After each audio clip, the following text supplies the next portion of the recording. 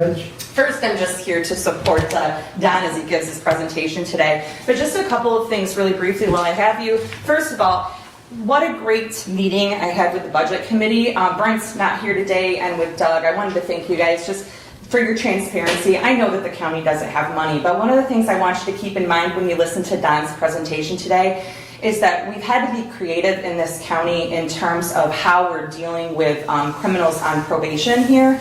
As most of you are aware, we have a significant lack of space at the jail. They've been operating at 77 people every single day. I get a call that says, who can you release today? Just so you guys are aware, I'm down to 7 people who are actually serving sentence right now, which means I'm trying to make a decision every single day about who the least dangerous person is to let out. And so the public is aware, and I know that this comes back on me. Ultimately, I'm responsible for the people who I'm letting out and supervising. These are individuals who have significant methamphetamine problems.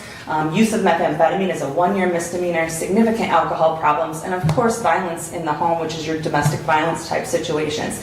We attempt to properly supervise them. You are all aware that I have consistently asked for more funding to have probation officers like Don, who's grant funded. We were creative with this, able to find a way to get money that didn't come out of the general fund coffers, although it's arguable. I mean, it's still our money, right?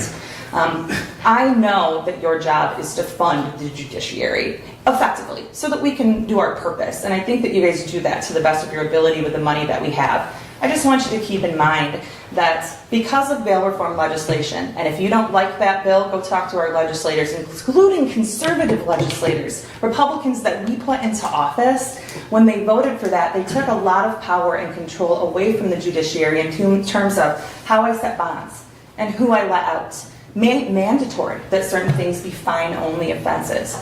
So just again, if you can keep in mind what I need to do for supervision to first and foremost keep the county safe. A good example of how we're able to accomplish that is through tracking probation.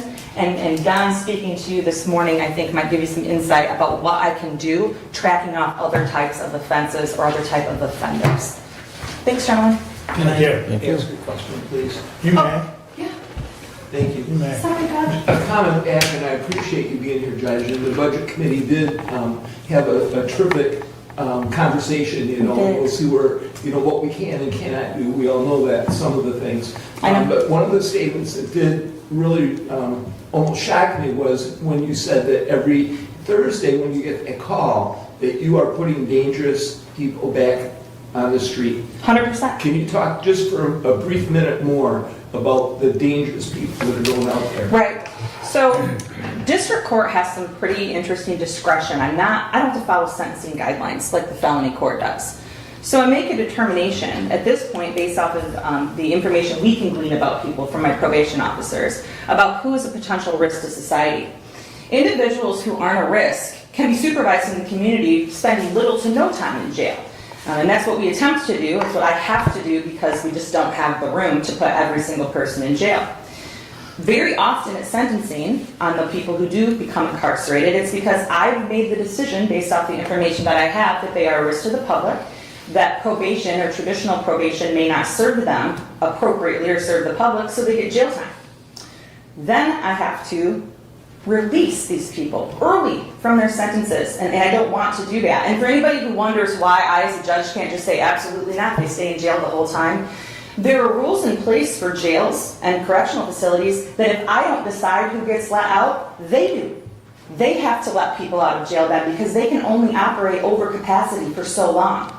So then I have to go through and make the conscious decision, which is why I hope the voters trusted me when they put me in this position, because I agonize over who I've decided is going to cause the least amount of trauma or stress to the public than when I let them out. We've got a lot more services available now here in Hillsdale County than we did before, and I'm hoping that in terms of increasing supervision, Doug, that I can provide safety to the county by supervising them outside of the jail. But that's where we are with it. We're all in a catch. And again, I don't blame the board for this. This is just where we are in terms of the number of people in there.